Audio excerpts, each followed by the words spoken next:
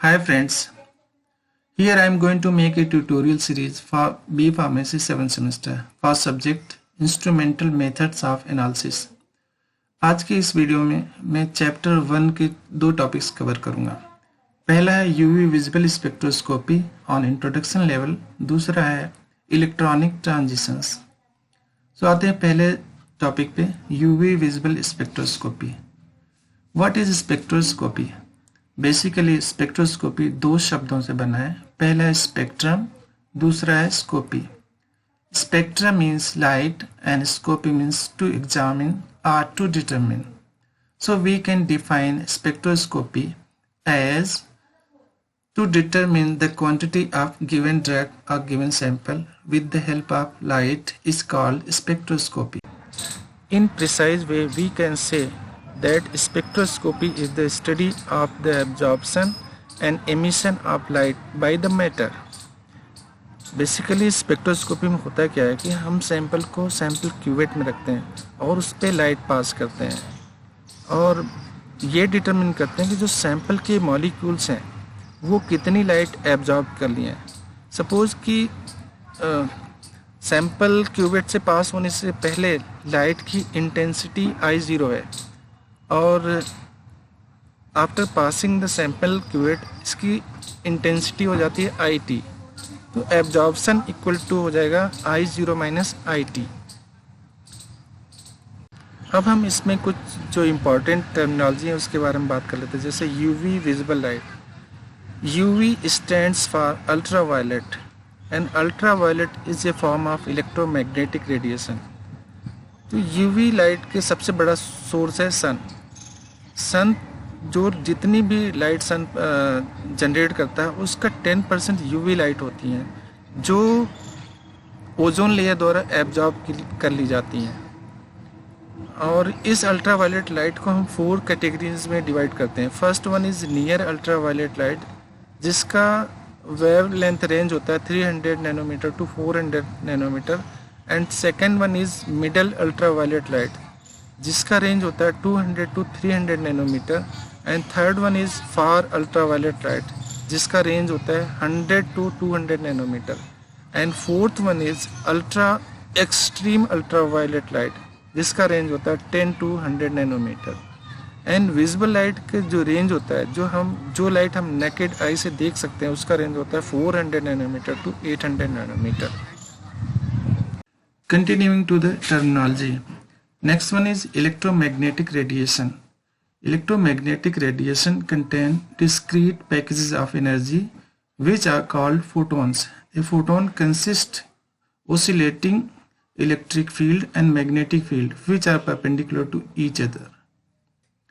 आप यहाँ देख सकते हैं, the area marked in red is electric field and the area marked in blue is magnetic field. ये एक दूसरे के परपेंडिकुलर हैं, मीन्स इनके बीच का जो एंगल है 90 डिग्री का है। आज का सबसे इम्पोर्टेंट टॉपिक है इलेक्ट्रॉनिक ट्रांजिशन। इस टॉपिक से 5 नंबर या 8 नंबर का क्वेश्चन जरूर आता है। तो what is electronic transition? Electronic transitions occur in atoms and molecules due to absorption और एमिशन ऑफ इलेक्ट्रोमैग्नेटिक रेडिएशन, या हम सिंपली कह सकते हैं the transfer of an electron from one energy level to another energy level is called electronic transition. अब हम बात कर लेते हैं ये इलेक्ट्रॉनिक ट्रांजिशन क्यों और कैसे होता है। नॉर्मली कोई एटम या मॉलिक्यूल ग्राउंड स्टेट में रहते हैं और जब हम उनको आउटर सोर्स से एनर्जी देते हैं तो वो एक्साइटेड स्टेट में आ जाते हैं और इस तरह वो एक ऑर्बिटल से दूसरे ऑर्बिटल में मूव करते हैं। Theoretically all possible transitions are listed below.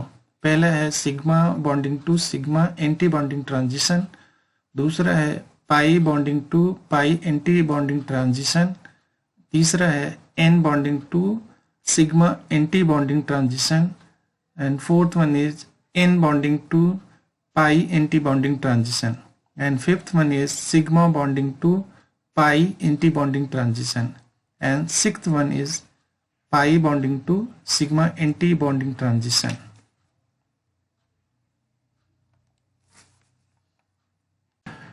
Having said that, there are 6 theoretically possible transitions, but practically only 4 transitions are possible and listed below. First one is sigma to sigma antibonding transition. Second one is N to sigma antibonding transition, and third one is pi to pi antibonding transition, and fourth one is N to pi antibonding transition.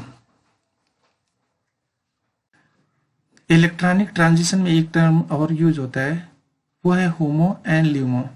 Homo stands for highest occupied molecular orbital and LUMO stand for lowest unoccupied molecular orbital.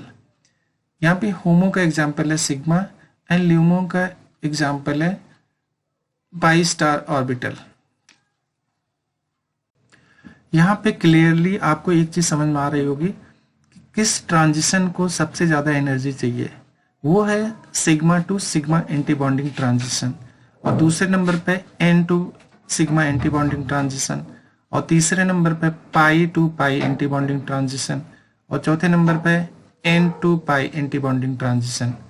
और नीचे आप देख सकते हैं मैं mention कर दिया हूँ कि सबसे लोवेस्ट मींस सबसे कम एनर्जी किस टाइप के ट्रांजिशन को चाहिए, वो है एन टू पाई एंटीबॉन्डिंग, और उससे ज़्यादा energy pi to pi antibonding, और उससे ज़्यादा energy n to sigma antibonding, और सबसे ज़्यादा सबसे हाईएस्ट एनर्जी किस टाइप के ट्रांजिशन को चाहिए, वो है sigma to sigma antibonding transition.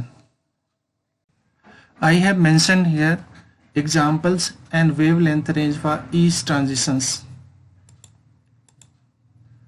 Thanks for watching.